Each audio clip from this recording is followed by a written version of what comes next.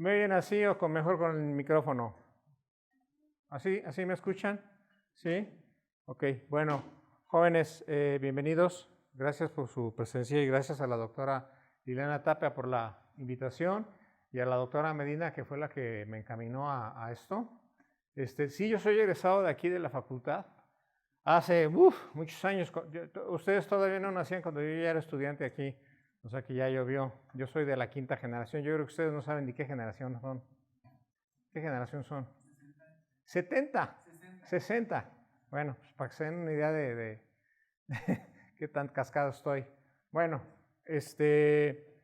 hace algunos años yo intenté ser profesor aquí, recién egresado de la especialidad, me vine directamente a la facultad, había yo tenido oportunidad de, como residente, ser profesor de cirugía de la Escuela de Medicina, pero allá de la Anáhuac, en la Ciudad de México. Entonces, con esas credenciales me presenté aquí y dije, pues quiero ser profesor aquí, yo soy egresado de aquí. Y me dijeron que no. No les digo qué director fue, pero fue un gandalla, que no quería exalumnos como profesores. Entonces, pues me quedé con las ganas y unos años después, pues abrió la facultad, bueno, la Escuela de Medicina del UVM, y entonces, pues ahí sí me invitaron y entonces ahí es donde participé. En esa escuela la exigencia era muy pobre, la exigencia académica era muy pobre y la tendencia a solapar o a tratar de allanar el camino a los malos estudiantes era muy fuerte, que me hablaba y decía, oye, es que este alumno, dale chances, sus papás están divorciados, no le puede echar una manita. Y yo le decía, oye, pero ¿cómo? O sea, si ese alumno el día de mañana va a operar y le salen malas cosas, y dice, no, pero pues, discúlpenme porque lo dejé chueco, pero es que pues, mis papás son divorciados. Pues no aplica, ¿no? Entonces, parte de ese sentimiento me generó un poquito las ideas que vertí en un pequeño texto que algunos de ustedes ya lo conocieron, que se llama Consejos a un joven estudiante de medicina.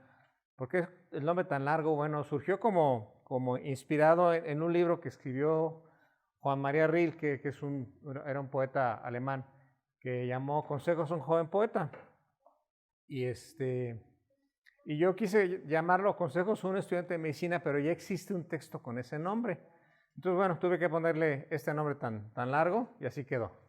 Y quiero decirles que el libro, pues la verdad es que me ha dado satisfacciones, sí, pero también me ha metido en muchos problemas porque, por ejemplo, en la UVM, cuando les dije, oigan, pues ya acabo de publicar un libro, vamos a presentarlo aquí en la comunidad.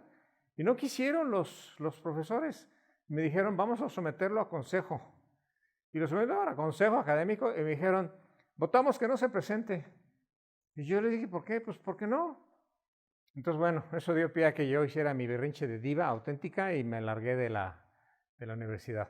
Y luego, unos años después, me invitó el doctor Carlos Ávila aquí a ser docente de cirugía. La pasé muy bien porque obviamente pues este nivel de estudiantes pues no lo tenía yo allá. Entonces, para mí era un placer dar clases aquí, además es mi alma mater. Aguanté 3 años porque no, la verdad es que está muy pesado y desafortunadamente aquí los salarios para los profesores pues, están muy precarios y era de 2 a 3, de lunes a viernes, ya me interfería con mi horario. Pero sí fue placentero para mí haber sido profesor aquí en la facultad. Y ahora pues mi actividad docente es escasa, me invitan en la Asociación Mexicana de Hernia o la Asociación Colombiana de Hernia, me invitan a dar capacitaciones en cirugía de hernia, que es a lo que más me dedico yo, y es a lo que le entramos ahora. Bueno, quiero decirles también que estas opiniones vertidas en esta presentación son enteramente opinión personal mía, no soy el dueño de la verdad absoluta.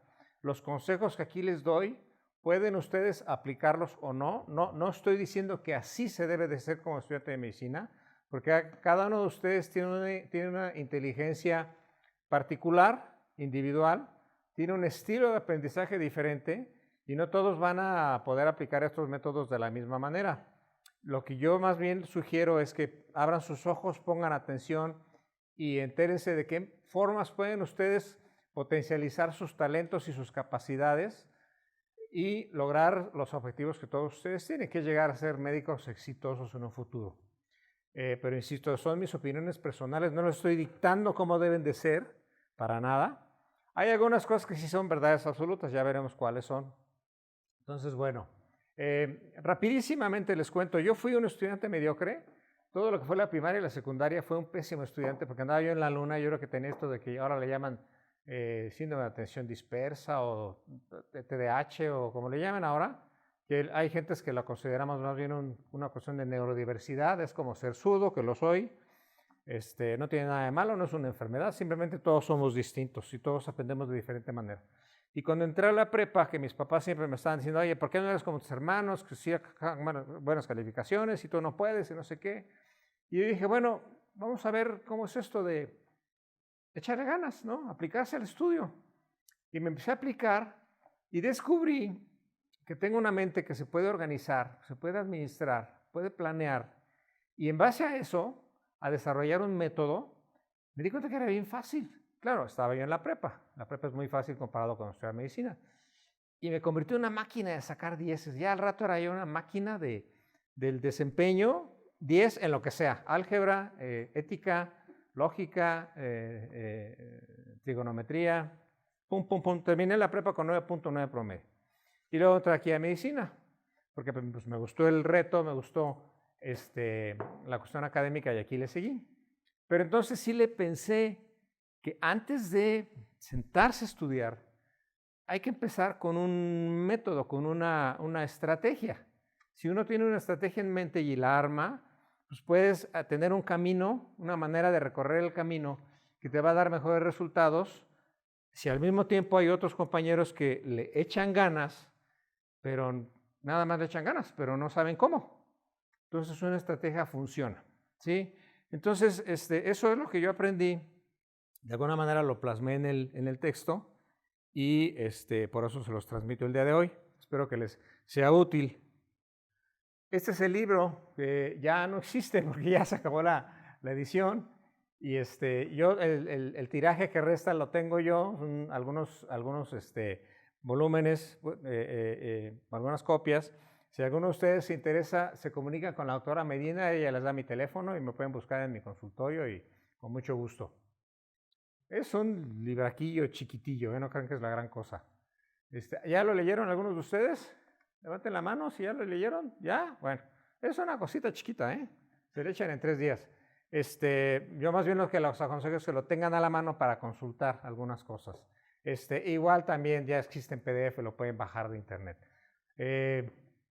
Esta plática se la di con el doctor Alfonso Soliker, que fue mi maestro, y además fuimos muy buenos amigos. Desafortunadamente falleció el 19 de diciembre pasado, y mucho de lo que hablo aquí el día de hoy es también derivado de pláticas que sostuve con él, porque fue mi maestro aquí en la UAC y después en UVM fuimos compañeros como docentes y hablábamos mucho sobre educación médica, nos apasionaba el tema.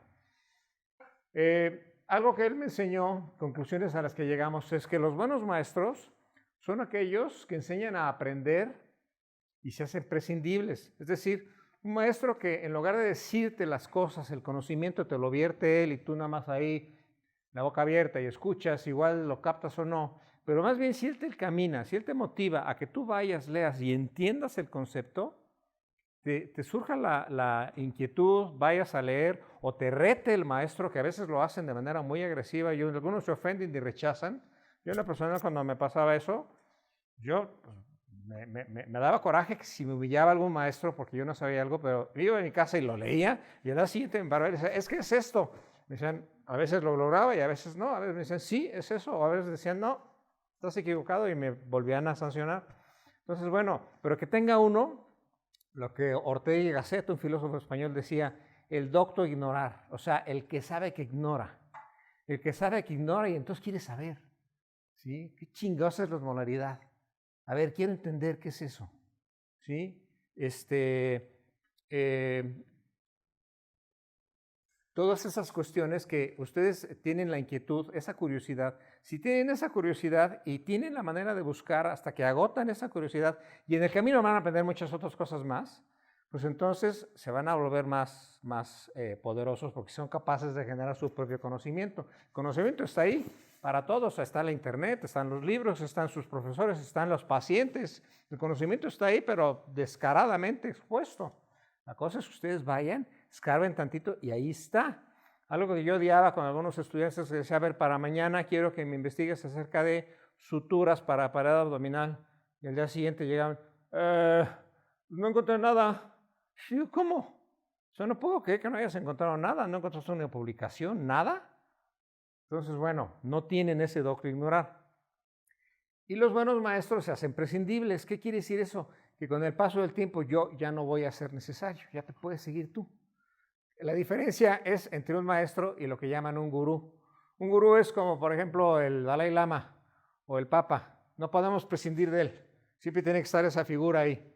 Pero un maestro, está ahí su presencia, su peso específico, y con el paso de los años y el tiempo, desaparece y ya están ustedes solitos a cargo. Ese es un buen maestro, el que se hace prescindible. Luego, primero que nada empiezo hablando de la vocación. No vamos a extendernos mucho en eso, pero pues hay que preguntarse, bueno, ¿por qué están aquí? ¿Por qué quieren estudiar medicina? Deben de tener alguna razón muy personal de estudiar medicina. Yo lo único que les aconsejo es primero deben de estudiar desde sí y para sí. Es decir, no estudien medicina porque conocen un tío médico que es muy exitoso y que tiene un carro muy padre y gana mucho dinero, o la gente lo admira, o en la casa lo respetan mucho y yo quiero ser como él. No, o sea, ustedes deben, no, la escuela no les va a dotar como de un traje a la medida, que ustedes van a poner y ya se van a poner el traje de médicos y ya son doctores. No, cada ustedes va a ser médico, pero de acuerdo a quiénes son ustedes. Ustedes van a desarrollar su propio estilo de aprendizaje, su propio estilo de desarrollar su profesión, y van a adaptar eso a quiénes son ustedes. Es decir, lo que tienen ustedes en esencia de su casa y lo que tienen ustedes constitucionalmente hablando como seres humanos, simplemente se le va a adicionar la formación médica, que es bastante compleja, bastante prolongada, pero van a seguir siendo ustedes. Por eso pongo esto de que estudiar desde sí y para sí. Ahora, la profesión médica es tan diversa que se ajusta casi a cualquier perfil profesional, porque si les pregunto, oye, ¿qué se requiere para ser un médico? Y la gente en la calle va a decir, ay, gracias. La gente en la calle va a decir, no, pues que no le tengan miedo a la sangre, que sean compasivos, que les guste mucho estudiar.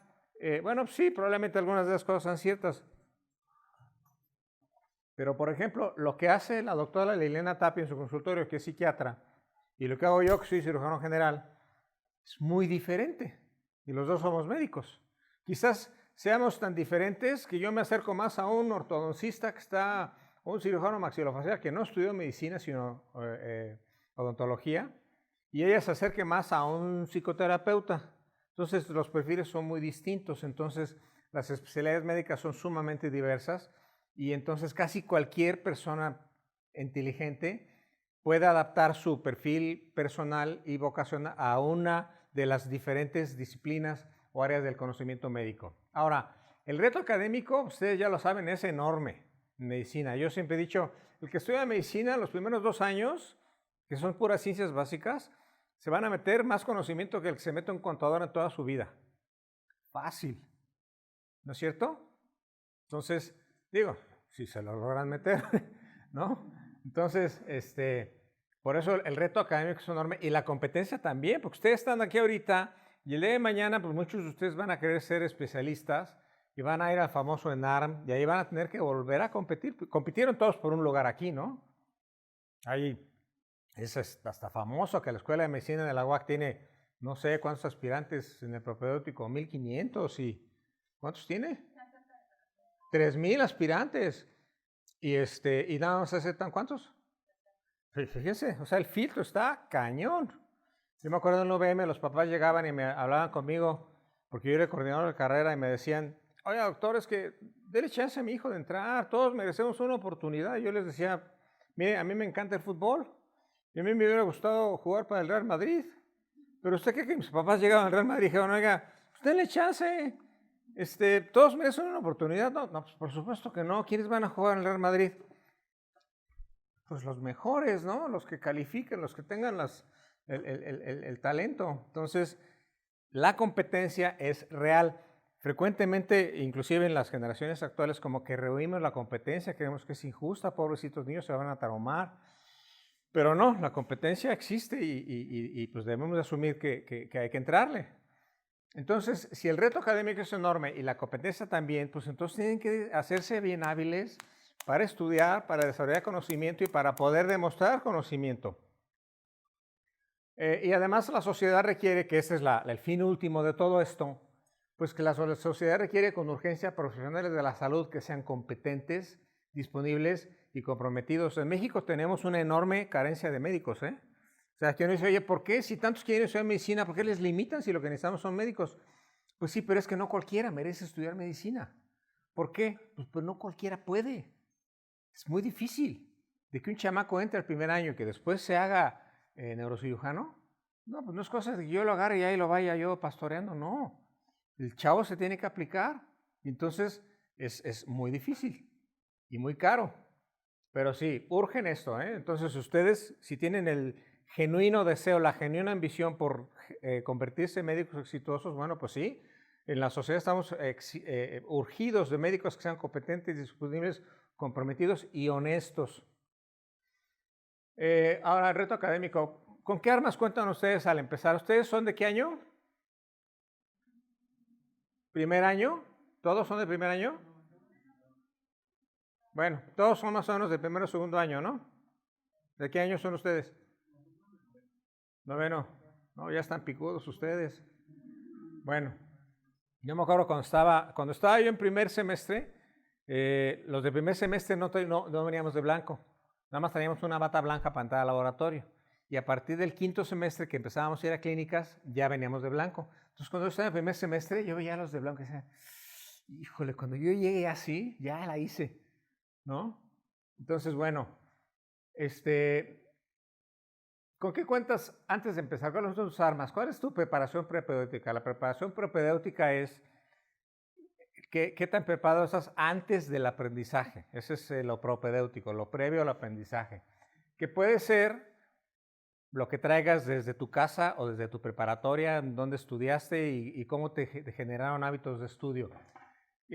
¿Cómo andas de lectura y comprensión? En México andamos en lectura y comprensión, pero fatal, o sea, fatal. Que tú agarras a una persona en la calle y le das un texto a leer, a ver, lee esto. ¿Qué decía eso?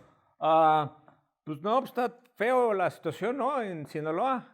No, pues, ¿pero qué decía? Entonces, la lectura y comprensión es algo que no dominamos muy bien en la población general en México, que no los formamos a los estudiantes en eso.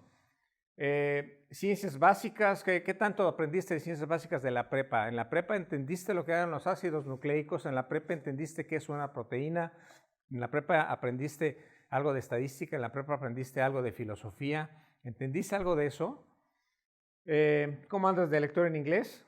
Eso es indiscutible. Muchos de ustedes tienen así como un prurito contra el inglés, que no quieren inglés, odian que les pongan a el inglés. Mucho de ello nos viene de que odiamos a los gringos, pero pues es que ustedes, a ver, cuando Checo Pérez terminó una carrera y lo entrevistan, ¿en qué idioma habla? En inglés. Y cuando Leclerc, que es monegasco, lo entrevistan, ¿en qué idioma habla? En inglés. ¿Y él cuál es su idioma natal? Pues el francés. El otro día había un documental de la Fórmula 1 y veía a Toto Wolff, el que administra a Mercedes, y estaba en el carro y habló con el director de Renault para negociar e intercambiar un piloto, y agarra el teléfono y le empieza a hablar en francés. Toto Wolff, que es austríaco, habla alemán nativamente, cuando habla para el público en la Fórmula 1 habla en inglés, y cuando habla con un francés para negociar un traspaso de un piloto habla en francés. Entonces, dominar los idiomas es algo que es esencial. Ahora, ustedes no tienen que dominar necesariamente en inglés, si no les gusta, pero deben de saber leer en inglés, y el inglés médico es bien fácil. ¿Por qué? Porque es el lenguaje médico que ustedes manejan. Nada más aprenden cuáles son las palabras que se dicen en inglés y en español diferentes, algunos síntomas, y más o menos le van a entender. A mí me chocaba que me pusieran a traducir artículos. ¿Por qué? Porque yo decía, profesor, eso es una estupidez. ¿Para qué quiere que se lo traduzca? Si quiere lo leo y le explico de qué se trata, pero traducirlo me está obligando a un trabajo extra que es innecesario.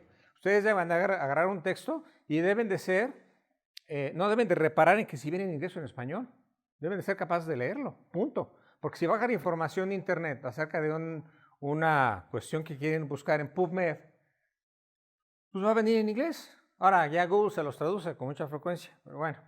Yo creo que deben de leer inglés. Ahora, si aprenden inglés y leen mañana ponen en su consultorio English Spoken, bueno, pues les van a caer pacientes que hablan inglés, que ya hay muchos. Entonces, aquí en Querétaro, pues, con gente que viene de tantos lugares del extranjero aquí, pues, yo he visto coreanos, franceses, alemanes, que vienen a consulta. ¿Y en qué idioma hablamos en la consulta? Pues en inglés. Cultura general también es importante. Si ustedes han leído, si les ha gustado, les ha interesado desde chamacos leer acerca de otras cosas, pues eso les entrenó un poquito la mente, les abrió un poquito la mente y les llenó ahí el archivero de cosas interesantes. Acuérdense que la mente no se agota si le llenan de cosas. ¿Sí? No sienten que es como un disco duro que se va a llenar y ya dice, ya no me cabe más información. No, sí les cabe. Y que tengan éxitos en otras áreas de conocimiento. Es decir, vamos a suponer que ustedes vengan con un promedio de prepa de 8. No hayan sido muy buenos estudiantes en la prepa, pero tengan alguna otra habilidad por ahí, han desarrollado, saben tocar muy bien la guitarra, destacaron en algún deporte organizado, fueron a competencias nacionales, platicaron ballet de chiquitas y desarrollaron una habilidad. Es decir, si ya aprendieron lo que es desarrollar una destreza y una habilidad, la que sea, entonces de alguna manera educaron al cerebro y educaron a personalidad de saber que si uno se aplica con algo y sigue repitiendo, equivocándose, repitiendo y repitiendo, y de repente ya logra hacer algo, eres cinta amarilla y ahora ya eres cinta verde, hiciste el examen y lo pasaste, entonces desarrollaste una destreza, la expusiste, fuiste aprobado, y entonces eso es una herramienta que ya te educó para el éxito académico de alguna forma, ¿no? Bueno, los hábitos de estudio que traigan, estos sí, obviamente, pues son necesarios, necesarísimos. Valores y compromiso ético, esto es fundamental, que al ratito vamos a hablar un poquito de eso. Y la fortaleza emocional, la entereza y la resiliencia, que vamos a hablar al rato de qué se trata con eso. Ahora, no todo es echarle ganas, ¿sí? Porque uno dice, es que sí le voy a echar ganas. Llegaban los chavos conmigo y me decían, oye, ¿traes promedio 7 de prepa y quieres entrar a medicina? Sí, pero es que aquí sí me va a gustar porque es lo que quiero hacer. Le dije, bueno, pero pues traes un 6 en biología. ¿De qué crees que vamos a hablar aquí? Pues, la medicina es una ciencia esencialmente biológica, y en biología y en química traes 6. No, pero es que a mí aquí sí es lo que me gusta. No, le dije, ¿tú crees que en la clase 1 te vamos a decir cómo se pone el estetoscopio y cómo se pone la bata y cómo se cobra caro? No, vas a empezar por la ciencia dura y pura, ¿no? Entonces, me acuerdo hace muchos años, yo practicaba taekwondo, y un primo mío que era de esos que, ay, no importa, vale madre, etcétera. Le decía yo, oye, fíjate que voy a un campeonato nacional y debí de haber entrenado más, no me siento tan listo como debiera ser. Me decía, pues, ¿cómo que no te sientes listo? Pues es que échale ganas, ¿no? Y yo le decía, ¿cómo? Pues sí, a la hora de los combates, pues tú échale ganas. Y se me quedó grabado eso, porque yo decía, a ver, espérame, no es así. Porque el otro güey que tengo enfrente, pues probablemente entrenó más y domina más la técnica que yo y trae más cardio que yo. Y entonces yo al segundo round voy a estar soltando el bofe y él va a estar entero.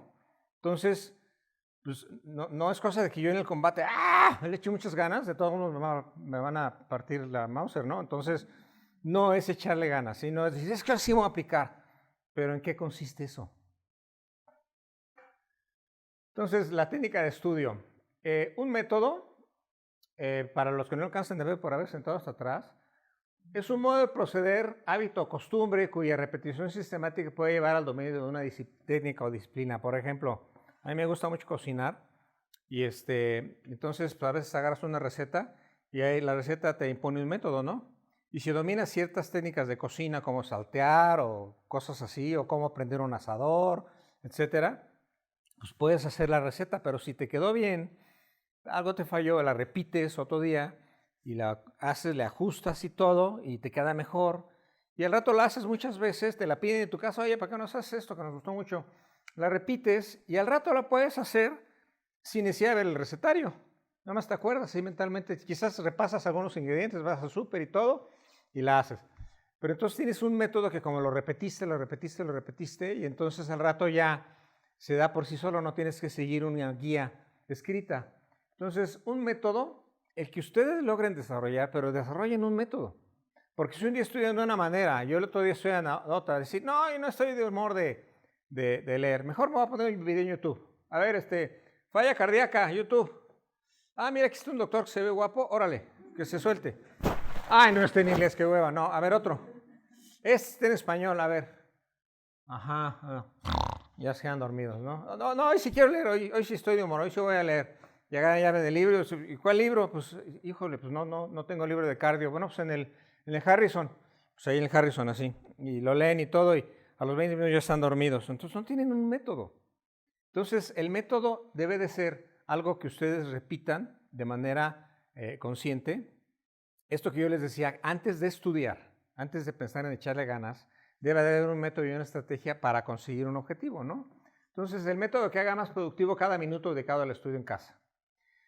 El estudiante de medicina estudia todos los días, eso sí. Si ustedes piensan que nada más hay que estudiar un día antes del examen, no, pues entonces váyanse a estudiar conta o danza o no sé. El estudiante de medicina estudia todos los días. Se revisan hoy los temas de lo que vamos a ver mañana en clase. O las prácticas de mañana o las cuestiones de laboratorio, pero todos los días deben de tener un momento para estudiar. Ustedes decidan cuándo es, pero debe de ser siempre a la misma hora. Deben de tener un momento para estudiar, un lugar donde estudiar, un horario determinado para estudiar, ya predeterminado. Y si esto lo repiten consistentemente, pues entonces ya van a saber que todos los días, a tal hora, suspenden lo que están haciendo, se sientan a estudiar. Yo, cuando era estudiante de medicina, mi cerebro funcionaba de manera muy particular de dormirme tarde, entonces yo estudiaba más o menos de las 9 a la 1 de la mañana. Y a la 1 me dormía, al día siguiente había clase de 7, entonces pues levantaba yo con deprivación de sueño, pero pues, a esa hora yo funcionaba. Entonces, yo me acuerdo que más o menos de las 10:30 como a las 12 y pico de la noche, mi cerebro tenía una capacidad de asimilación brutal. Claro que obviamente porque es un músculo que se va entrenando, pero es cuando más asimilaba yo las cosas, no sé por qué razón. Entonces así me acostumbré. Yo veía compañeros míos que se despertaban a las 5 de la mañana y a esa hora les gustaba estudiar y eso les funcionaba bien. Yo decía, bueno, pues qué bueno por ti, pero yo no lo puedo hacer porque a las 5 de la mañana no me puedo despertar. Entonces, el chiste es que ustedes encuentren un momento, una hora para estudiar y que lo predeterminen y se apeguen a ello. Pueden cambiar horas, intentarle cuál es el momento idóneo, pero encuentren un momento para estudiar. Un consejo, no estudien en equipo, no estudien en grupo. Es una estupidez. ¿Por qué? Porque la responsabilidad se diluye entre varios, ¿sí? La irresponsabilidad se diluye entre varios. Entonces le bajan la intensidad a la urgencia y dicen, ay, hoy en la novela, concluye la novela del Canal de las Estrellas, vamos a verla, ¿no? Está bien chido. Entonces se distraen.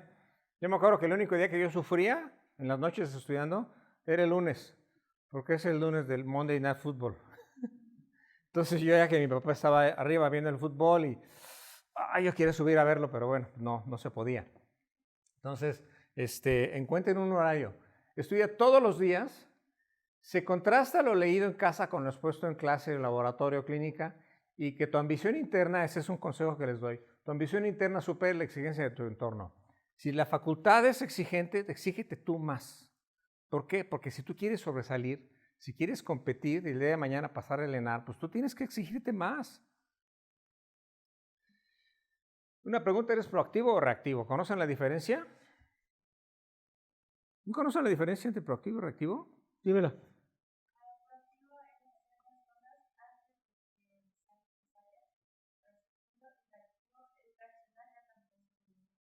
El reactivo es reaccionar cuando las cosas ya son inminentes y no te preparaste. Proactivo es alguien que ahorra porque quiere dar al enganche para sacar un coche. Proactivo es alguien que está pensando con antelación dónde va a poner su consultorio, de qué manera estratégicamente hablando le conviene, por dónde vive, cuánto cuesta la renta. Entonces planea todo eso y decide ese consultorio. Reactivo es decir, fulano ya tiene consultorio en el H+, no, pues yo también. Oye, ¿qué onda con tu consultorio? ¿Lo puedo compartir contigo? No. Oye, pues habla, ¿no? Con ellos, diles que yo quiero también uno. ¿Cuánto cobran de renta? Eso es reactivo. ¿Sí? Entonces no pueden ser así. Tienen que ser proactivos. Inclusive como médicos tienen que ser proactivos. Por ejemplo, vas a operar mañana a un paciente, pues desde antemano, el paciente ya tiene valoración cardiovascular preoperatoria, tiene preoperatorios, ya los revisaste. Le vas a poner un antibiótico profiláctico. Esta cirugía requiere antibiótico profiláctico. Entonces, llénale su orden de internamiento con todas las indicaciones y que el paciente las tenga y explícale que presente esa hoja con sus preparatorios antes de llegar, es decir, desde antes de la cirugía debe de haber un proceso de preparación prequirúrgica para que el paciente llegue en las mejores condiciones al quirófano. Me acuerdo de un cirujano con el que yo trabajaba, que es muy buen cirujano, muy buena persona, buen amigo, pero era un desastre en este tipo, era totalmente reactivo. Me decía, mañana tengo cirugía a las 11. Yo decía, oye, espérame, yo a las 11 ya tengo consulta, pues cancélala. Yo decía, bueno, ok, cancelaba mi consulta, la movía. Y llegaba yo a las 11 y él estaba comiendo una torta en el descanso médico. Yo le decía, ¿qué onda? Ya deberíamos estar ahí lavándonos ya para empezar. No, es que fíjate que se me olvidó programarla y no hay sala. Entonces vamos a estar a la 1. Yo decía, no inventes, o sea, hasta que de plano dije, no, sabes que contigo no puedo operar porque pues, yo no puedo ser así, yo soy muy cuadrado y no puedo estar cancelando consulta a lo estúpido. Ahora, el hábito hace al monje. Dicen que el hábito no hace al monje. Es decir, si ustedes se ponen una bata muy bonita, muy elegante, una corbata muy bonita, que ya no se usan las corbatas, pero bueno. Pero el hábito se hace al monje. O sea, si ustedes repiten y repiten y repiten, entonces comienza por bajar la aplicación. ¿Qué es esto de bajar la aplicación? Yo se lo digo a los pacientes cuando hablo con ellos, por ejemplo, de la necesidad de hacer ejercicio. Y me dicen, no, es que yo nunca he hecho ejercicio. Hay un libro que se llama Hábitos Atómicos, que no crean que a mí me gustan los libros motivacionales, pero este está interesante porque nos ayuda a cómo enseñarle a la gente a que adquiera hábitos positivos. Y bajar la aplicación, yo le digo al paciente, mire señora, haga de cuenta que usted compra un teléfono, sale el teléfono y su teléfono no tiene TikTok, no tiene WhatsApp, no tiene, ¿cómo se llama esta aplicación para que ustedes identifiquen las canciones? Shazam, no tiene Shazam. Entonces, ¿cómo le hace usted? Pues bajo la aplicación, exactamente. Entonces, imagínese que usted baja la aplicación de yo puedo ser un atleta.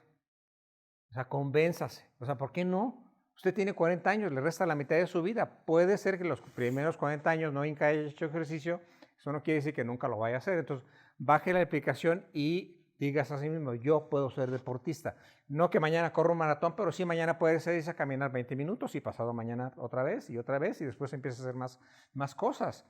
Entonces, en eso consiste el desarrollo de hábitos que llaman hábitos atómicos, hábitos positivos. Y el hábito me refiero a que ustedes desarrollen un hábito de repetir, repetir, repetir la estrategia, el método, la administración de horarios y ustedes van a ver las consecuencias en el corto plazo.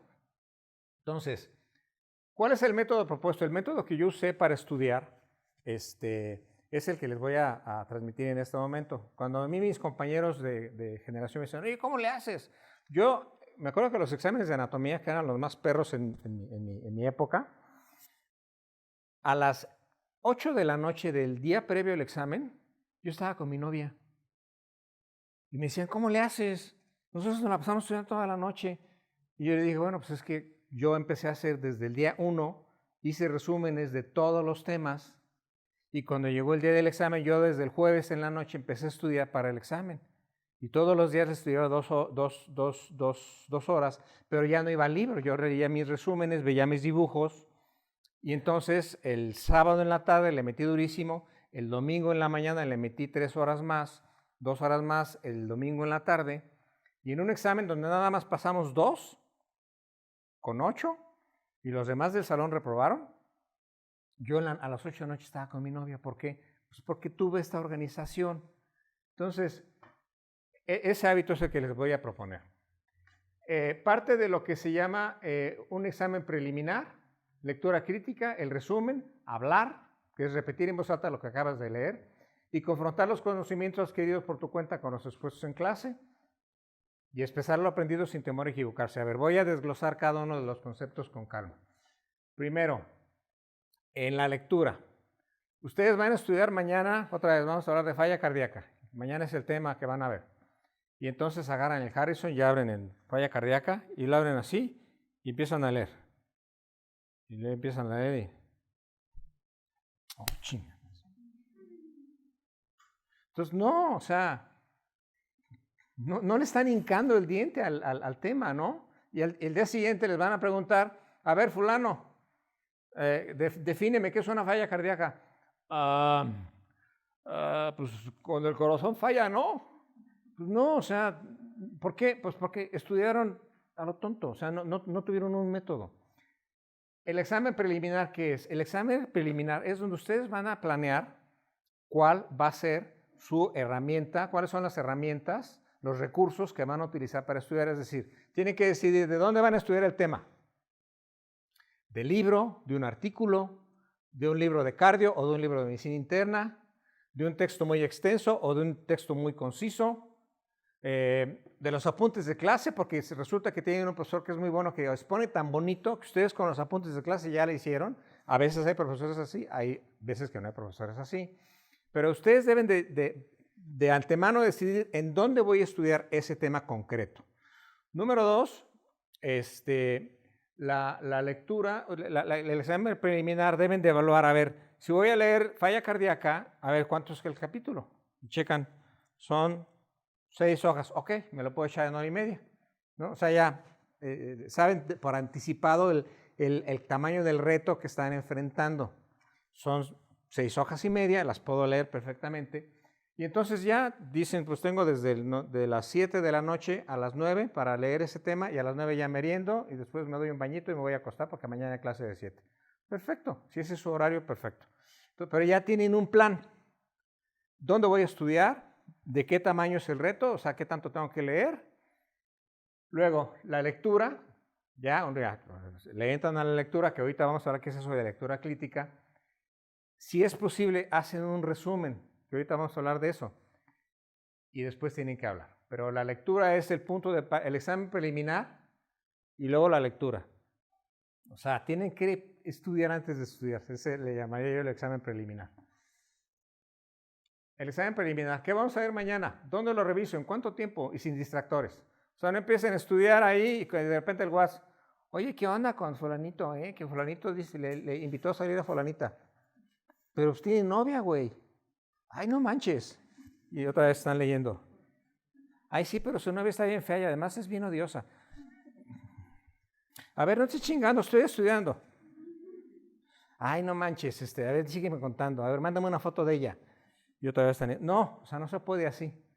Y ustedes ahorita en esas generaciones están repletos de distractores. No, apagan el celular y se pueden estudiar. Entonces, ¿qué vamos a ver mañana? ¿En dónde lo reviso? ¿En cuánto tiempo? Y sin distractores. Y la lectura crítica, ¿qué es eso? Cuando ustedes están leyendo, traten de participar de lo que están leyendo. O sea, a ver, ¿qué me trata de decir este texto? A ver, primero, la falla cardíaca. La falla cardíaca se define como, a ver, el metronidazol. El mecanismo de acción del metronidazol consiste en que interfiere con la cadena respiratoria de ciertos seres microscópicos. Ah, ese es el método de acción del metronidazol. Ok. A ver, los aminoglucósidos. 2 aminoglucósidos, ¿cuáles son? Gentamicina y amicacina. Ah, ok. Entonces, están ustedes ahí como que interactuando con lo que están leyendo. Tienen una lectura crítica. Y pueden inclusive contrastar la información que tienen en el libro con los apuntes de clase o con otro texto, etc. Hay que formularse preguntas sobre lo estudiado. Por ejemplo, a ver, la falla cardíaca, ¿le saben de gasto cardíaco? Ay, chingado, pero ¿qué era el gasto cardíaco? Eso lo vimos en fisio. A ver, vamos a ver rápido, ¿qué onda? Entonces van por el Guyton y checan rapidísimo el gasto cardíaco. A ver, definición de gasto cardíaco, así algunos detalles. Ok, ya entendí. Entonces, el gasto cardíaco, una vez que lo entiendo, la falla cardíaca quiere decir que, entonces empiezan ustedes a moverse entre la información y entonces cuando participan activamente empiezan a hacer suya la información porque están entrando al juego, ¿sí?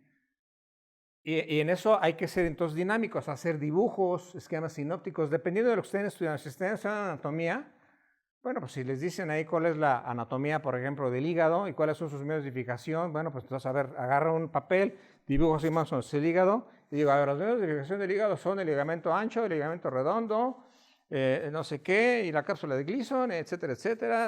A ver, aquí está, ponen flechitas, ahí está su dibujo, lo contrastan con el leído, exacto, ahí está. Entonces, ahí fueron activos, ¿no? Entonces, hacen dibujos, esquemas sinópticos, y entienden, y algunas cosas pues tienen que memorizar definiciones concretas. De entonces, al leer ese texto, ustedes se extraen, es un cuadro sinóptico, nada más que es un cuadro sinóptico hecho, digamos, de manera más profesional sobre las hepatitis virales, pero es un cuadro sinóptico. Ustedes hagan sus propios cuadros sinópticos. Mañana vamos a ver apendicitis. Y el profesor me dijo que yo iba a presentar. ¿O qué tal que me pregunta el profesor a mí? Entonces, una vez ustedes están leyendo, a ver, ya vi el capítulo de apendicitis. A ver, vamos a hacer un esquema general. Entonces, apendicitis aguda. Vamos a decir, ¿cuál es la definición de apendicitis? La fisiopatología, cómo se gesta una apendicitis. Y luego, ¿cuáles síntomas hay? ¿Cuáles son los signos de la apendicitis? ¿Cómo es la evolución? O sea, ¿cuál es el curso fisiopatológico de esta entidad? ¿Cómo se puede diagnosticar? ¿Cuáles son los métodos diagnósticos? Ven, obviamente, en el libro, en el texto, cómo se ve una tomografía, cómo se ve una apendicitis, cómo se ve en el ultrasonido. ¿Qué opciones de tratamiento hay? Porque antes se operaban todas y ahora en los niños les dan antibiótico. Bueno, ¿y cuáles son las complicaciones de la misma? Entonces, del capítulo que leyeron, logran hacer un cuadro sinóptico en una hoja tamaño carta. Ahí está el texto. ¿Sí? Si eso se junta con los otros 25 temas del mes, a la hora del parcial, revisan sus cuadros sinópticos y ya están. ¿De acuerdo? Entonces, no tienen por qué regresar al libro un día antes del examen. ¿Me explico? Es decir, el conocimiento que lo van adquiriendo lo van sintetizando. Ahora el resumen. El resumen es una herramienta poderosísima, nada más que hay que saber hacerlo. Si ustedes aprenden la habilidad, créanme que es una habilidad poderosísima. El resumen es la expresión sintética de un concepto, generalmente un concepto complejo, expresado con la menor cantidad de palabras posibles, y en el caso de que ustedes lo hagan es con sus propias palabras. Entonces, el resumen es leer un párrafo del libro y redactarlo en tu cuaderno con tus propias palabras, en forma concisa. ¿Qué es un párrafo? ¿Qué es un párrafo, jóvenes? ¿Un cacho de texto? No. Un párrafo es lo que va de un punto y aparte a otro punto y aparte. Eso es un párrafo. Ahora, hay párrafos larguísimos y párrafos muy concisos.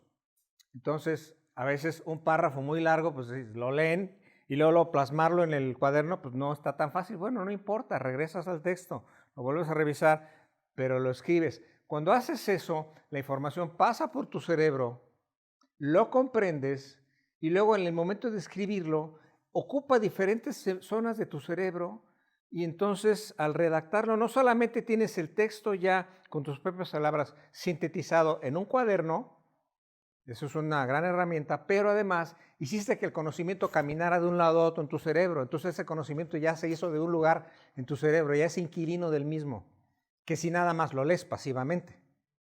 Esa es la diferencia. Entonces por eso el resumen es muy importante. Y un buen resumen puede recibir como repaso previo al examen. Yo sé que no se puede con todas las materias, no crean que yo cuando era estudiante al final del periodo escolar, digo, a la hora del parcial, yo tenía resúmenes de todos los temas de todas las materias. No, no se puede, es imposible. Pero si ustedes desarrollan la capacidad de hacer resúmenes, el día de mañana, ese ejercicio mental, si lo repiten y lo repiten y lo repiten, su capacidad de aprendizaje y comprensión y de síntesis va a ser tal que ustedes el día de mañana, cuando estén ya terminando la carrera, van a ser capaces de que les digan, a ver, para mañana quiero que tú me hables de cardiopatía isquémica. Entonces leen el texto y el día siguiente nada más lo leyeron, el día siguiente se paran y lo expresan completito, sin haber hecho el resumen. ¿Por qué? Porque su cerebro ya está educado para, de alguna manera, aprender y sintetizar conceptos complejos. ¿Sí? Es algo que van a desarrollar. Sobre todo cuando lleguen a la residencia, les va a dar de una herramienta poderosa para leer y sintetizar rápidamente. Entonces, si llegan en alguna materia, sobre todo elijan cuál es la más difícil del semestre y procuren de esa materia sí tener la mayor parte de resúmenes. Por eso les digo, dominar el resumen es una habilidad prometeica. ¿A qué me refiero que es prometeica?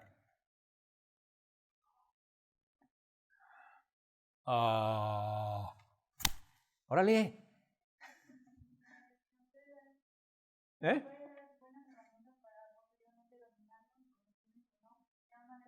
Pero la palabra prometeica, ¿qué quiere decir? No, pronóstico, no, Prometeo no habla de pronóstico. Prometeo es el semidios que le robó el fuego a los dioses. ¿Sí? Y luego lo castigaron encadenando en una roca donde lo acosaban las águilas. Bueno, es una alegoría, una metáfora. El robarle el fuego a los dioses es que le roban el secreto del poder a los dioses y se lo hacen a los humanos. ¿Sí? Entonces, cuando decimos que alguien tiene una capacidad prometeica, es decir, este cuate tiene el secreto, él sí sabe cómo. ¿Sí?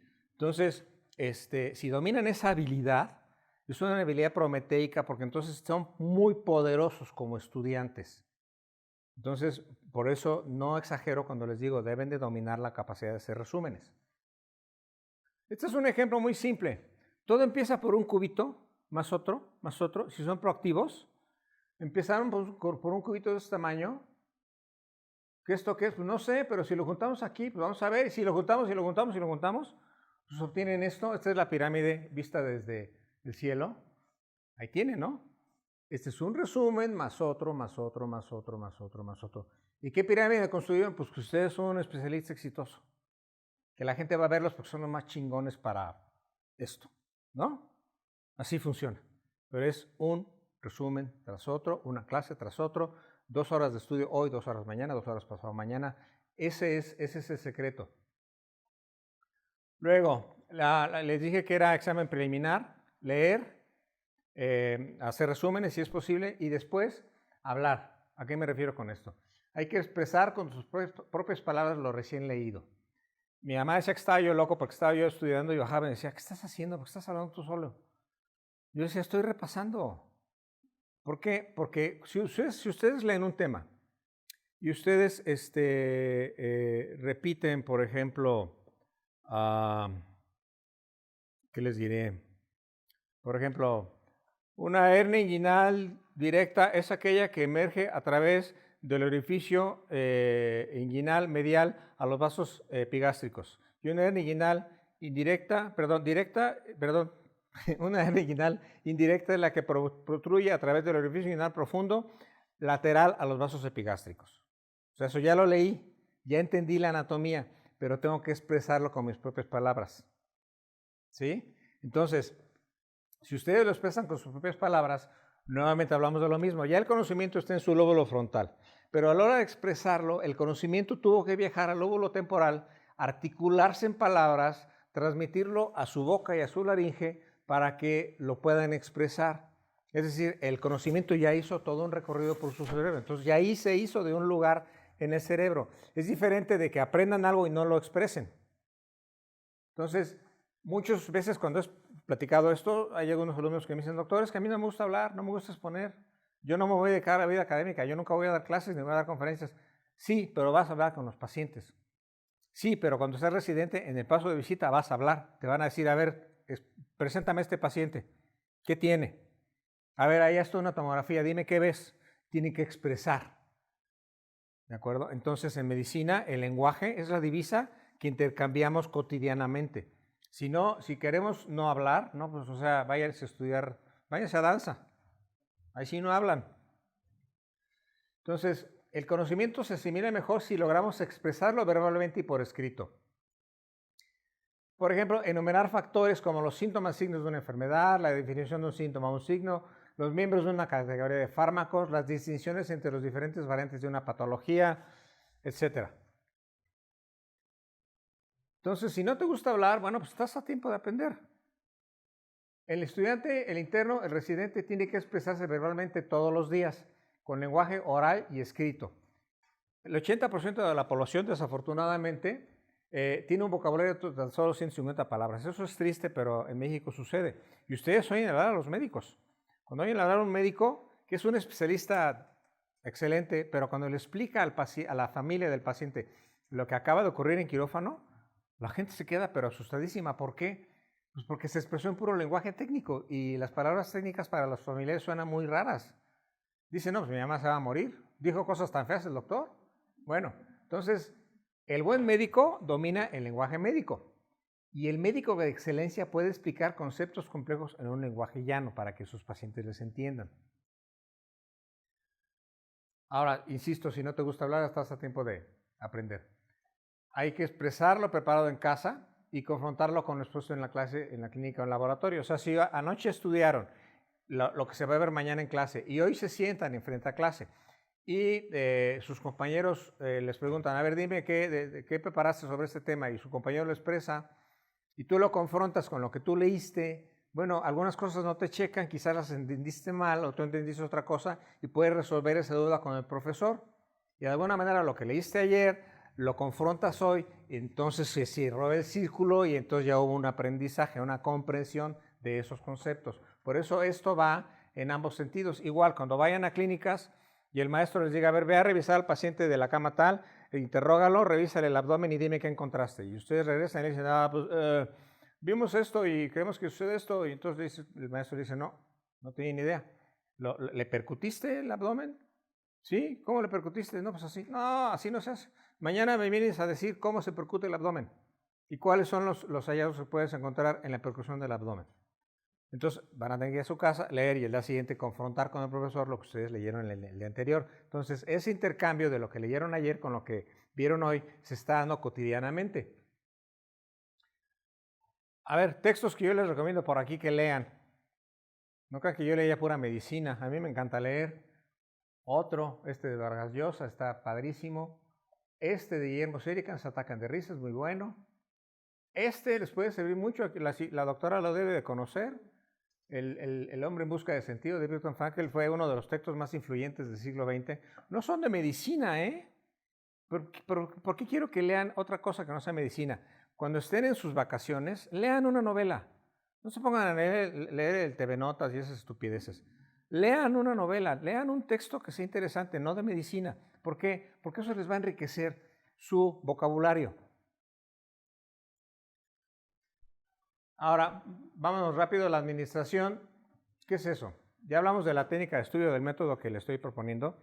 La administración se refiere a los objetivos, los recursos y las estrategias con los que ustedes cuentan para el éxito académico.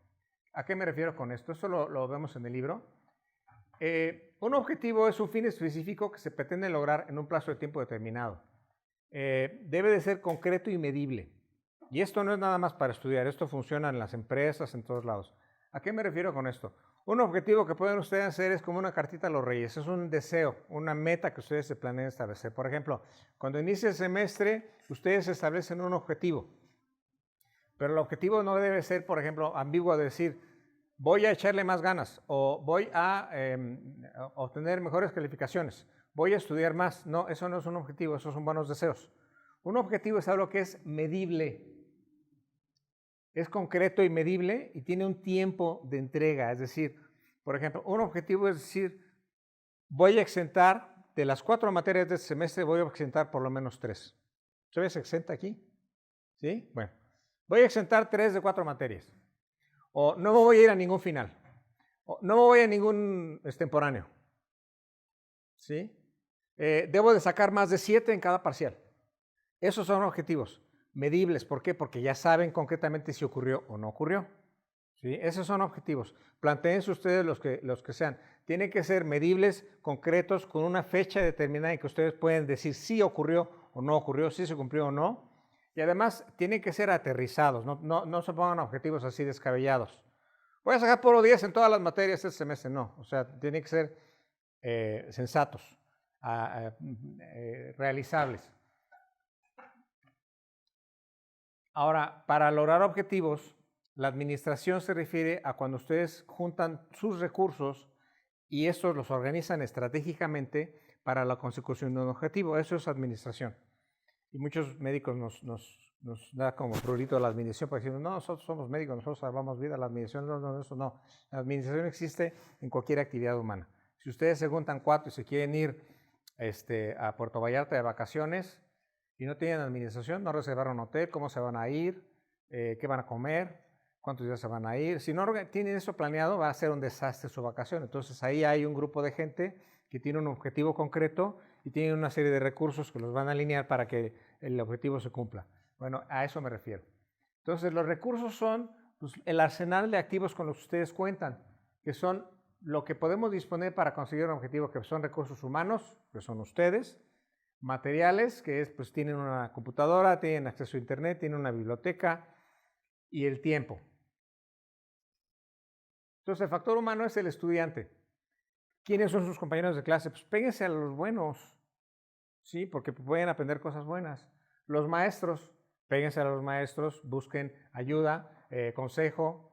La familia, obviamente la familia puede ser una ayuda, un estorbo. Si viven en una familia donde las cosas son ordenadas, llegan ustedes a la hora de comer y está la comida, y a la hora que quieren ustedes estudiar, si tienen un espacio propicio, para poder estudiar, bueno, entonces ahí sí les están ayudando. Tienen ese recurso.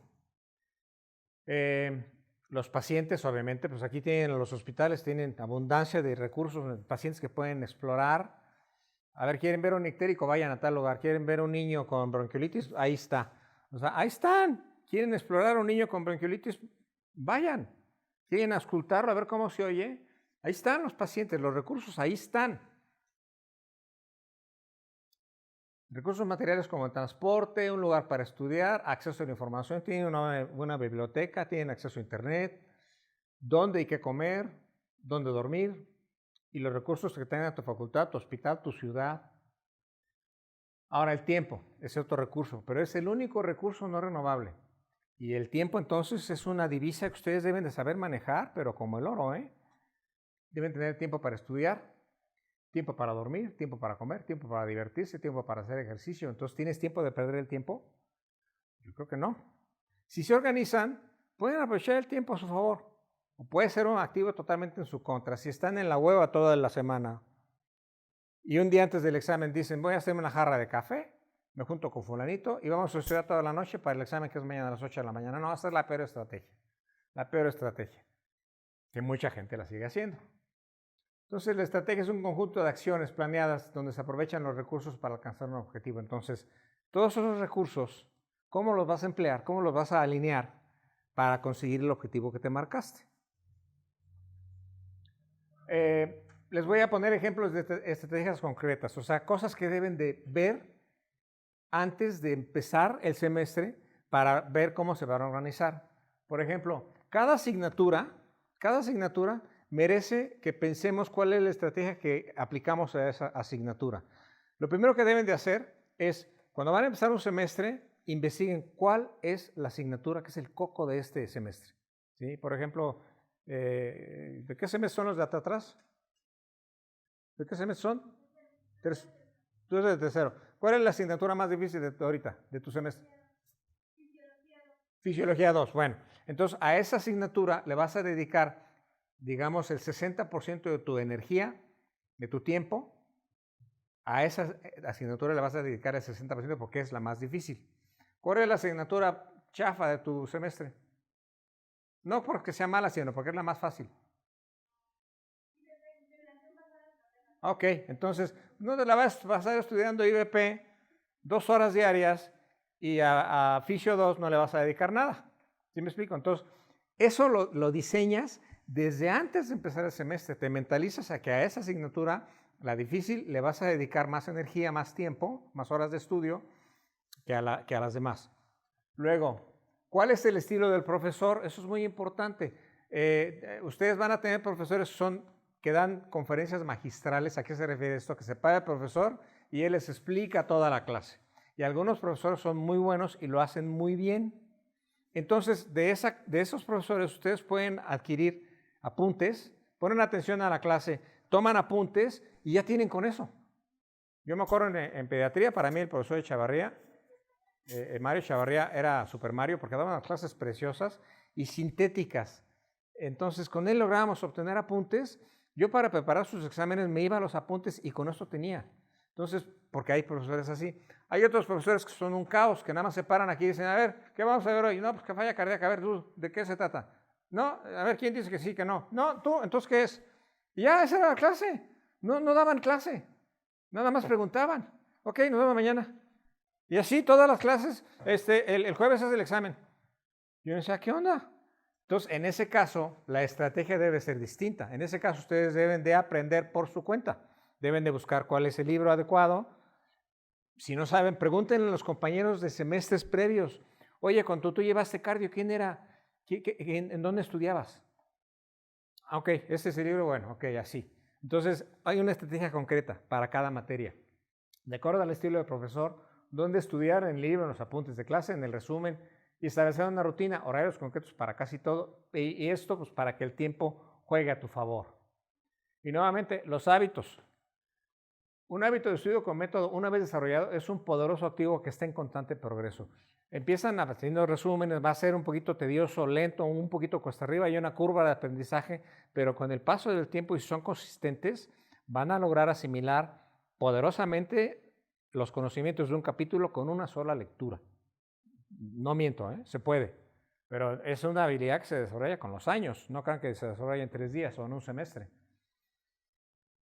Y la capacidad para el pensamiento estratégico, esto que les acabo de decir, así como pensaba, a ver, ¿con qué cuento? ¿Dónde puedo estudiar? ¿Cuáles son mis horarios para estudiar? ¿A qué hora descanso? ¿A qué hora como? ¿Cuál es el estilo del profesor? Asigno una estrategia concreta para cada materia y al final de cuentas mi semestre fue un éxito. Bueno, ese pensamiento estratégico, esa educación, es poderosísimo, porque el día de mañana para planear su práctica profesional, hay médicos que son un caos, que llegan a nuestro consultorio. Yo conozco un doctor que es muy bueno, tiene mucha chamba, pero es un caos total. O sea, llega a consulta, doctor, tiene una endoscopia, ay, dejé el endoscopio en mi casa y yo vivo hasta Juriquilla. Entonces ahí va, y ahí tienen los pacientes esperando 3, 4 horas para el estudio. Cuando llega ya hay más, entonces no, me dicen, no, ¿sabe qué, doctor? Yo con ese doctor no vuelvo porque sí es muy bueno, pero es un caos, ¿no? Entonces, el pensamiento estratégico que les define a ustedes, saber dónde va a estar mi consultorio, yo quiero que mis horarios de consulta sea así, yo no quiero ver este tipo de pacientes, etcétera, etcétera, se organizan y entonces tienen una práctica exitosa, rentable y a su favor, que tienen tiempo para descansar, para la familia, etcétera. No se trata de que sean médicos que están todo el tiempo en el consultorio, en el quirófano y nunca ven a la familia. Bueno, a ver, algo delicado aquí. Por ahí una historia de que hubo chavos que compraron el examen del propedéutico y un escándalo aquí. Entonces, pues aquí vamos a tocar un asunto delicado.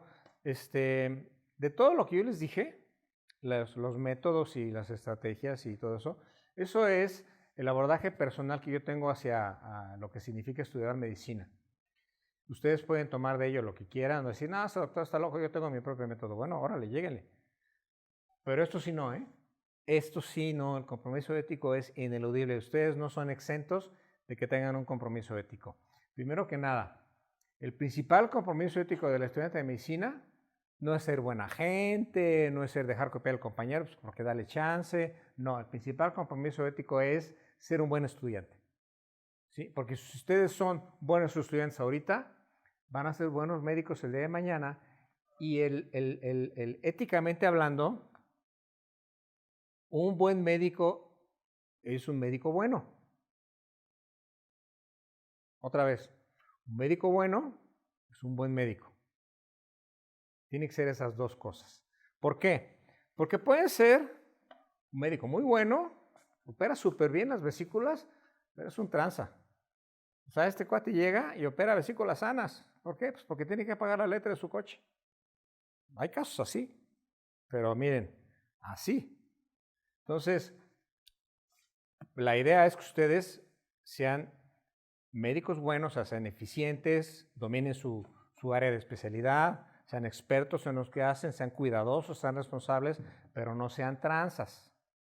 ¿Sí? Sean cálidos, compasivos, competentes, comprometidos. Eso es lo importante. Y si desde que están estudiando medicina no lo son, les voy a poner un ejemplo. Yo iba a presentar un examen parcial de farma, que era el tercer parcial, que estaba perrísimo, porque el profesor de farma que teníamos en aquel tiempo era un cuate que dominaba la farma cañón, tenía maestría en farmacología.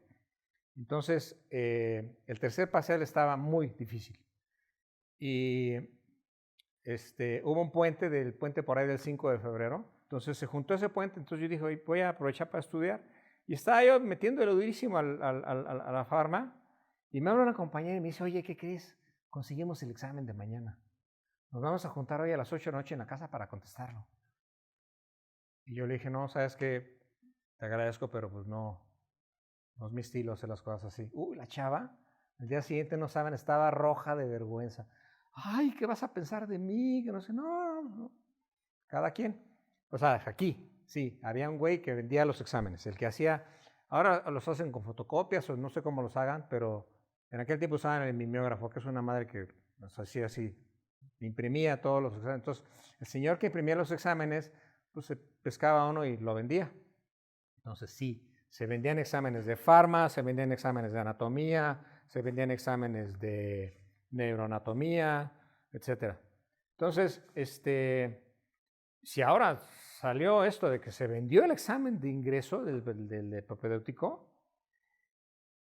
y hay un chavo que pretende entrar a medicina mediante ese mecanismo, pues no se va a poder, porque si alguien logró entrar, no merecía entrar, no tenía las calificaciones, la aptitud, la destreza, el conocimiento para entrar, pero gracias a esa artimaña logró entrar, pues a primeras de cambio iba a salir fuera. O sea, la exigencia de aquí es brutal y pues no van a pasar del primer año, ¿no? Entonces, no creo que sea el camino. Ahora, las normas básicas de la ética, ser honesto con los pacientes, no estar operando gente de gratis, no estar inventando patologías, no estar asustando a la gente, las normas básicas de la ética que aplican a cualquier ser humano, todos los seres humanos estamos sujetos a normas éticas y los profesionistas, cualquiera que sea la disciplina, los abogados, los contadores, los psicólogos, todos también están sujetos a normas éticas y mientras más sea elevada tu formación profesional, más ético tienes que ser porque tienes más conocimiento. Quizás un campesino que no sabe leer y le educaron a golpes y después ahora golpea a sus niños y a su señora, bueno, pues es que no aprendió otra cosa. Ahí es un producto de la ignorancia. Pero si alguien tuvo el privilegio de educarse, de ir a la universidad, de hacer un posgrado, pues tiene un mayor compromiso ético con sí mismo, con su familia y con la sociedad. Bueno, hasta ahí llega el comentario. Copiar es bueno, pero copia los buenos hábitos, copia la disciplina, copia la competencia. Aquellos que quieren ser competitivos, copia la ambición por el éxito académico. Si ves compañeros que tienen eso, cópiaselos. Ustedes pueden meterse, yo me he metido en YouTube a ver cirugías, por supuesto, muchas veces. Y se sabe que hay videos chafas y videos buenos.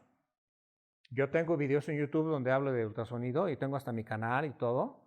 Y ahí tengo un cursito que hasta lo vendo por internet de videos de ultrasonido en el consultorio para cirujanos generales.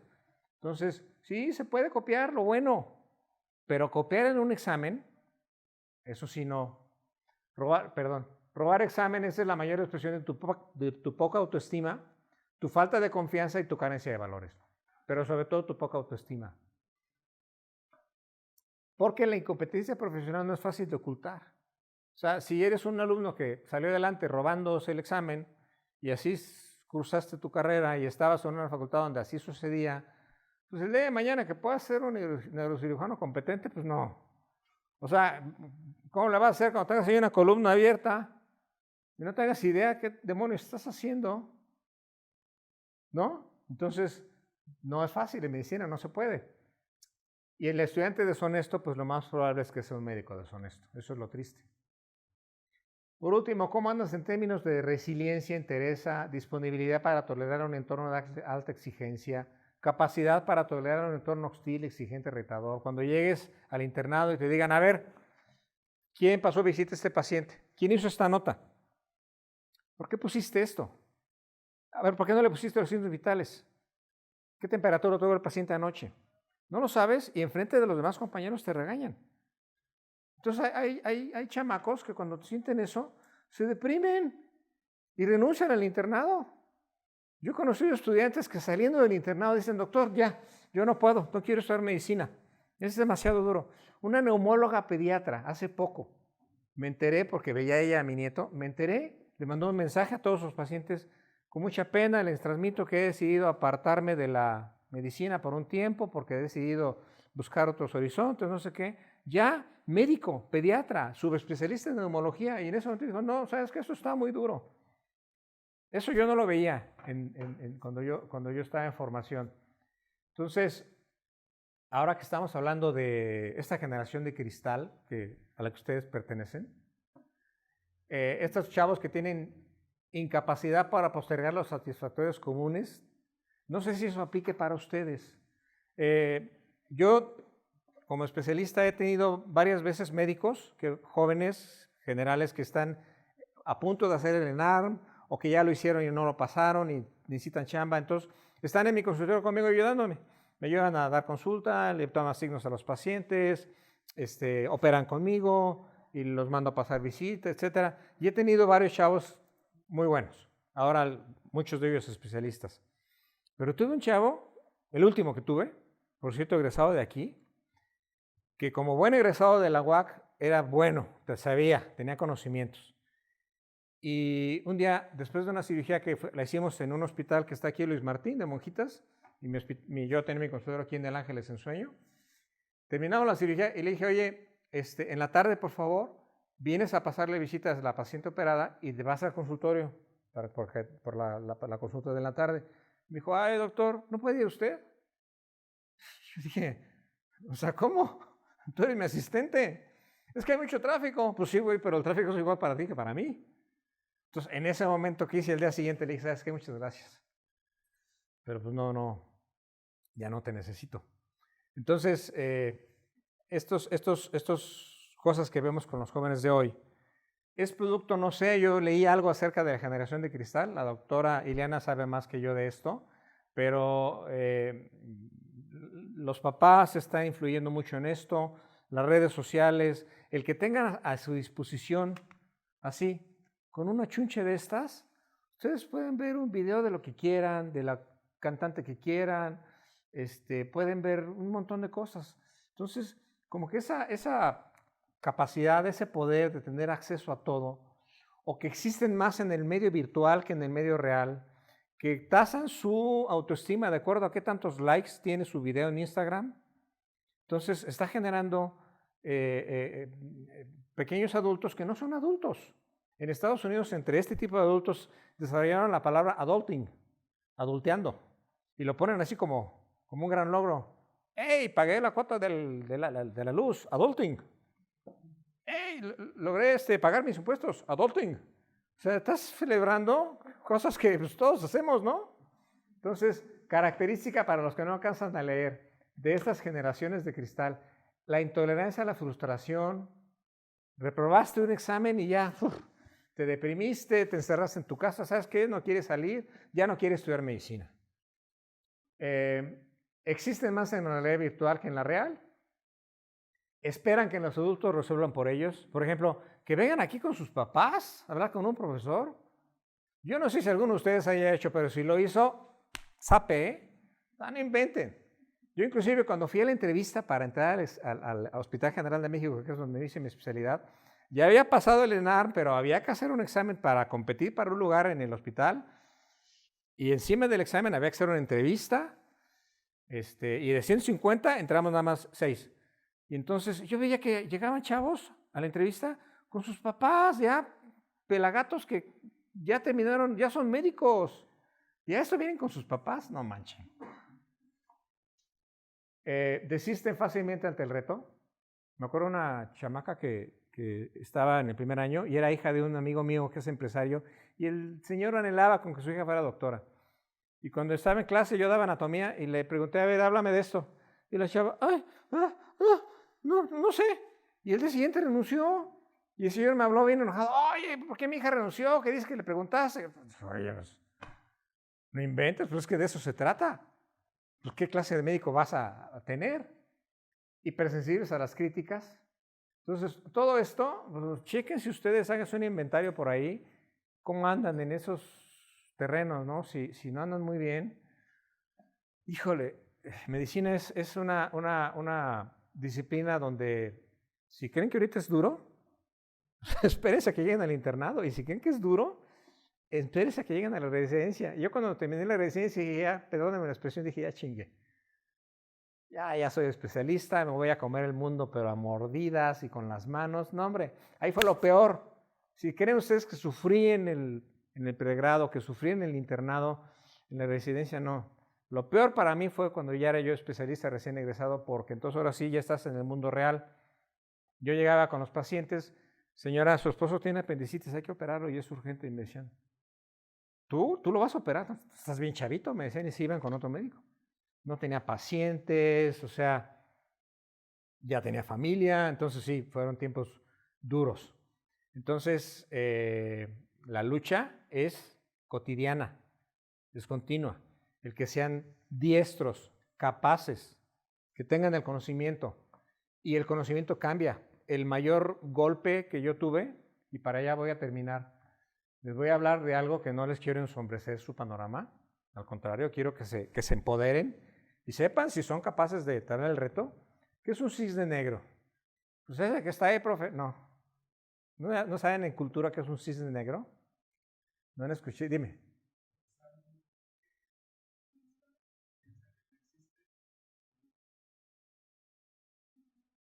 ¿Alguna otra persona que me diga?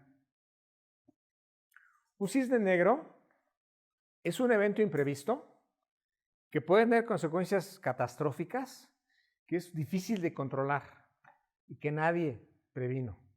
Voy a poner un ejemplo, el mayor cisne negro que nos acaba de pasar, la pandemia de COVID, eso es un cisne negro. ¿Por qué? Porque de repente llegó y arrasó en el mundo, hubo una mortalidad millonaria. En México murieron más de 800,000 personas, murieron muchas más de las que debieron haber muerto porque el gobierno reaccionó tardía e irresponsablemente. Y bueno, ese es un cisne negro, ¿sí? Entonces, Trump, la aparición de Trump, la irrupción de un personaje de ese tipo en el mundo en este momento, pues es un cisne negro, ¿no? Yo, por ejemplo, un cisne negro en su vida pueden tener cisnes negros. Entonces, si aparecen cisnes negros en su vida, ¿los van a poder afrontar? ¿O va a ser suficiente para que digan, híjole, no? Yo quería ser doctor, pero la verdad es que esto sí está cañón. Yo he enfrentado a varios cisnes negros personales en mi vida. Uno de ellos es que a los 20 años me descubrí que iba yo a ser papá. Eso sí estuvo cañón, ¿sí? Afortunadamente todo está bien. Esa señora es mi esposa hasta la fecha, felizmente, ya tenemos nietos, etcétera. Pero estuvo cañón. Pero yo seguí siendo estudiante de excelencia, ¿eh? Otro cisne negro para mí, cuando terminé la especialidad, había yo operado muchísimo. El hospital donde yo me formé era una excelente escuela. Pude hacer cirugía experimental, pude dar clases en la Anáhuac al mismo tiempo. Yo me sentía, pero ¿qué creen? Que cuando termino la especialidad resulta que, ¡pum!, el boom de la cirugía laparoscópica, y es como si me dijeran, todo lo que aprendiste, pues ahora se hace por la laparoscopía.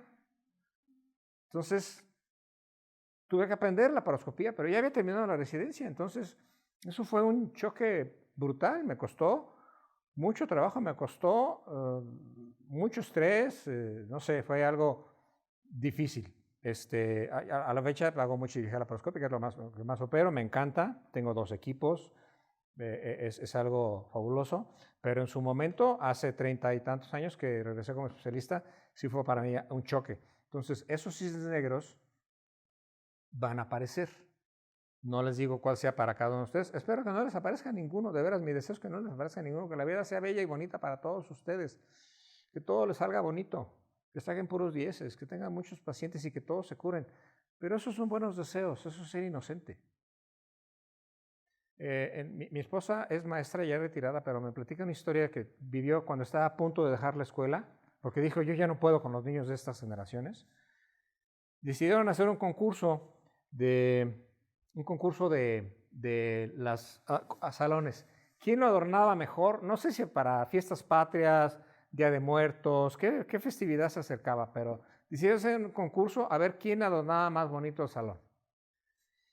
Obviamente, pues los de quinto eran más capaces que los de primero, pues tomándolas. Pero había un premio para el grupo que ganar el premio. El premio era una tontería, era tener una hora de un lunch especial con su miss en tal área. Era un premio simple, pero querían el premio, ¿no? Y las maestras empezaron a organizarse, cómo hacerle, etcétera, etcétera.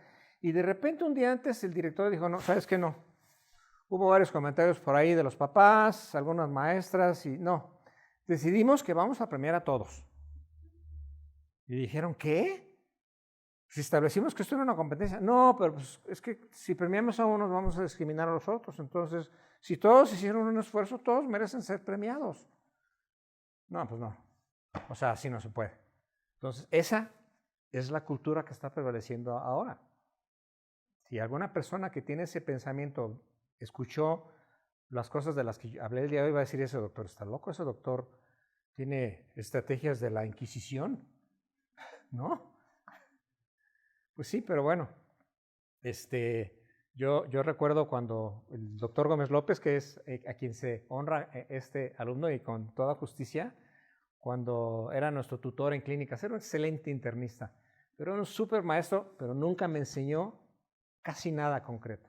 Así, conocimiento vertido de su boca, Llegábamos a clínicas y nos decía, vayan a ver al paciente que está en la cama tal, solamente interróguenlo, le palpan el abdomen y vienen y me dicen qué encontraron. Ya íbamos todos inocentes ahí a interrogarlo según como nosotros sabíamos, le palpábamos la panza y regresábamos y yo le decía, ¿qué tiene el señor? Y yo le decía, tiene pancreatitis. Órale, ¿ya hiciste el diagnóstico? Nosotros tenemos 3 semanas aquí con él y no sabemos qué tiene. ¿No te quieres venir a trabajar aquí con nosotros? O sea, te ridiculizaba, ¿no? Y tú por dentro sentías el coraje, pero al mismo tiempo te sentías una muy sana vergüenza de decir, soy un pendejo, no sé. Pero yo quiero ser como él. Y quiero dominar como él la clínica. Y entonces me decía, a ver, ¿por qué piensas que es una pancreatitis? Pues por la forma como tiene dolor. A ver, dime cómo duele una pancreatitis. Pues en el abdomen, ¿no? Sí, pues sí. ¿Pero cómo? ¿Cómo es el dolor? Descríbemelo. ¿No sabes? Para mañana me lo dices. Entonces esa tarde estaba yo leyendo pancreatitis, ¿no? Y al día siguiente llegaba yo, bueno, mire, maestro, la pancreatitis es un proceso que no sé qué, se manifiesta de esta manera y duele así, así, así, así, así. ¿Ok?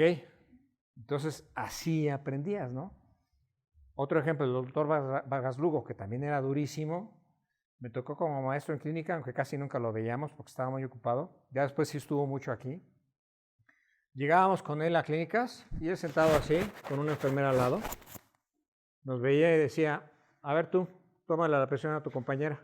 Tú sacabas todo nervioso tu manómetro, le tomabas la presión. Y él volteaba a vernos y volteaba a ver a la enfermera y decía, mira, ¿ve? ¿Ves? Cada vez vienen peor.